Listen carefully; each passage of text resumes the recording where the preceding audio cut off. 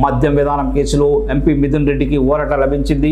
AP high court తీర్పును supreme court కొట్టేసింది. మరోసారి ముందస్తు బెయిల్ పిటిషన్పై 4 వారాల్లో విచారణ జరపాలని హైకోర్టుకు ఆదేశాలు జారీ చేసింది. మెకానికల్ అరెస్టులు సరికాదని ఏపీ సిఐడికి సుప్రీంకోర్టు హితవు పలికింది. హైకోర్టు నిర్ణయం తీసుకునేంత వరకు మిథున్ రెడ్డిని అరెస్టు చేయవద్దని సుప్రీంకోర్టు స్పష్టమైన ఆదేశాలు ఇచ్చింది. గత విచారణ సందర్భంగా ఈ కేసులో ఆధారాలను హైకోర్టు సరిగ్గా పరిశీలించలేదు. ఇప్పటి వరకు జరిపిన దర్యాప్తు వివరాలను మరోసారి హైకోర్టు పరిశీలించాలి.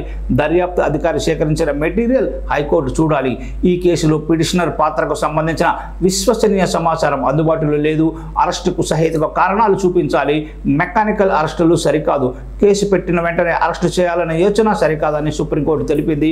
పార్లమెంటు సభ్యుడు పలు ప్రతిష్టలను పరిగణనలోకి తీసుకోవాలి. తాజాగా మరోసారి పిటిషన్ హైకోర్టు విచారణ చేయాలి. ఏపీ హైకోర్టు తగిన అఫిడవిట్ దాఖలు చేయాలి.